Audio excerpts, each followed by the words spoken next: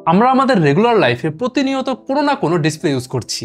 স্মার্টফোনের, এরকম ল্যাপটপের বা টিভির ডিসপ্লে দিনের বেশিরভাগ সময় আমাদের চোখের সামনে থাকে। বাট কখনো কি মাথায় এই প্রশ্ন এসেছে যে এই ডিসপ্লেগুলো আসলে কিভাবে বানানো হয়? এই ডিসপ্লে কিন্তু জাস্ট একটা গ্লাসের থিন লেয়ার না, এর পেছনে আছে বিলিয়ন বিলিয়ন ট্রানজিস্টরের খেলা, আলোর খেলা আর অসাধারণ মেগা ইঞ্জিনিয়ারিং। আজকে আমরা পুরো ভিডিওতে আলোচনা করব একটা ডিসপ্লের ভেতরে কি কি থাকে আর এটা কিভাবে বানানো হয়। তাহলে শুরু করা যাক। প্রথমেই বলি কি কি থাকে একটা ডিসপ্লের ভেতরে, আর আমি বোঝানোর স্বার্থে সবার পেছন থেকে শুরু করছি। ডিসপ্লের ভেতরে লেয়ারগুলো থাকে একদম স্যান্ডউইচ আকারে। তার সবার পেছনে থাকে ব্যাকলাইট ইউনিট। এলসিডি ডিসপ্লে নিজে নিজে আলো তৈরি করতে পারে না, তাই পেছনে একটা এলইডি ব্যাকলাইট থাকে। এই লাইটগুলো আবার আমাদের বাসাবাড়ির এলইডি লাইটের মতো না, এগুলোর সাথে light guide plate, diffuser sheet, reflector sheet থাকে, যাতে আলো যেন সমানভাবে ছড়িয়ে পড়ে আর নিচের দিকে যাওয়া আলো আবার উপরে ফিরিয়ে আনে।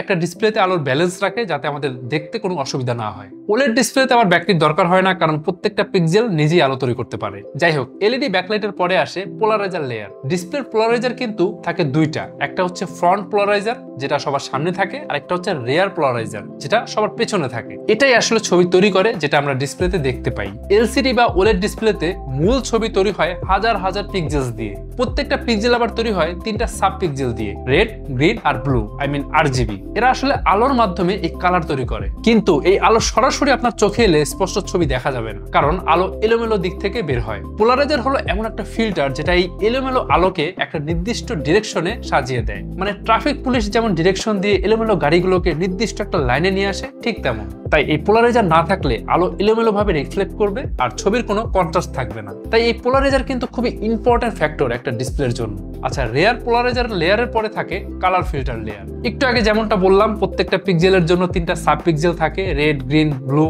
আরজিবি ফিল্টার থাকে। এসব ফিল্টারের মাধ্যমে আলাদা কালার তৈরি হয়। আপনি যে কোনো রঙের ইমেজ ডিসপ্লেতে দেখতে পান। তাই এই তিন রঙের কম্বিনেশনের মাধ্যমেই তৈরি হয় যে কোনো ইমেজ। ওকে, কালার ফিল্টার লেয়ারের পরে আসে লিকুইড ক্রিস্টাল লেয়ার, বিশেষ করে এলসিডির ক্ষেত্রে। আর ওলেডের ক্ষেত্রে কিন্তু এই লেয়ারের বদলে থাকে সেলফ ইমিসিভ অর্গানিক লেয়ার, যা নিজেই আলো তৈরি করতে পারে। যাই হোক, এই লিকুইড ক্রিস্টাল লেয়ার বা এলসিডি দুইটা গ্লাস লেয়ারের মাঝখানে স্যান্ডউইচ আকারে থাকে। আর এখানে লিকুইড ক্রিস্টাল মলিকুল থাকে যেগুলো ইলেকট্রিসিটি পেলে ঘোরে আবার বেঁকে যায়। তার ফলে যেটা হয়, আলো পাস হতে পারে আবার ব্লক হয়। তার মানে এইভাবে প্রত্যেকটা পিক্সেলের আলো কন্ট্রোল করা যায়। এরপর আসে মোস্ট ইম্পর্টেন্ট টিএফটি বা থিন ফিল্ম ট্রানজিস্টর লেয়ার। আর যেখানে ইলেকট্রনিক্স সেখানে ট্রানজিস্টর থাকতেই হবে। তো এই টিএফটি হলো একটা অ্যাক্টিভ ম্যাট্রিক্স টেকনোলজি, যেটা প্রত্যেকটা পিক্সেলের জন্য আলাদা আলাদা ট্রানজিস্টর ইউজ করে। আচ্ছা, আরো ভালোভাবে বলি, এই যে আপনারা ডিসপ্লে ইউজ করেন সেখানে থাকে বিলিয়ন বিলিয়ন পিক্সেলস। প্রত্যেকটা পিক্সেল কিন্তু যেমনটা বললাম তিনটা সাব পিক্সেল দিয়ে বিল করা, সেটা আমরা সবাই জানি আরজিবি। এই সাব পিক্সেলগুলো মিলেই আবার কালার সারফেস ক্রিয়েট করে। আচ্ছা, এখন এই প্রত্যেকটা সাব পিক্সেলের জন্য থাকে একটা করে ক্ষুদ্র থিন ফিল্ম ট্রানজিস্টর বা টিএফটি। আর এই প্রত্যেকটা ট্রানজিস্টর আলাদা আলাদা ভাবে ডিসপ্লে লাইট ফ্লো কন্ট্রোল করে,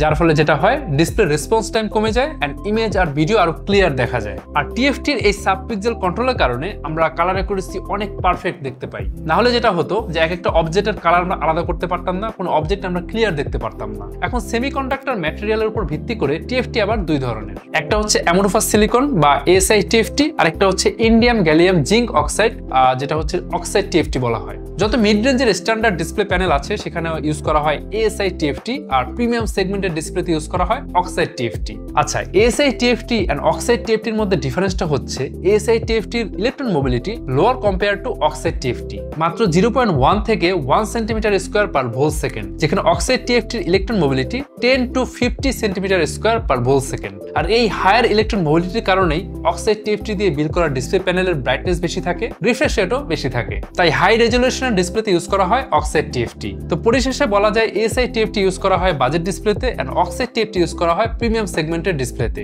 like gaming laptop, executive laptop বা এক্সিকিউটিভ মনিটর, এইসব ক্ষেত্রে আমরা অক্সাইড টিএফটি দেখতে পাই। আচ্ছা, এখন টিএফটির পরে আসে ফ্রন্ট পোলারাইজার। তো যেটা নিয়ে আমরা একটু আগে আলোচনা করলাম। তো আমরা এতক্ষণে জেনেছি যে আলোর পরিমাণ আর কালারের যে কম্বিনেশন কন্ট্রোল করে প্রত্যেকটা পিক্সেল, আর পোলারাইজার শুধু সেই নিয়ন্ত্রিত আলোকে সুন্দরভাবে সাজিয়ে আমাদের চোখে পৌঁছাতে সাহায্য করে। তাই প্রত্যেকটা ইমেজ আমরা এই পোলারাইজার পোলারাইজারের কারণে ক্লিয়ার, শার্প আর হাই কন্ট্রাস্টে দেখতে পাই। যদি পোলারাইজার না থাকে তখন এলোমেলো আলো চোখে আসবে, ছবি হবে ফাঁপা, ঝাপসা বা ফেড, ডিসপ্লেতে কোনো কন্ট্রাস্ট থাকবে না, কালোকেও কালো দেখাবে না। আশা করি আপনারা বিষয়টা বুঝতে পেরেছেন। তারপর সবার উপরে এই পোর্শনটাকে বলা হয় কভার গ্লাস।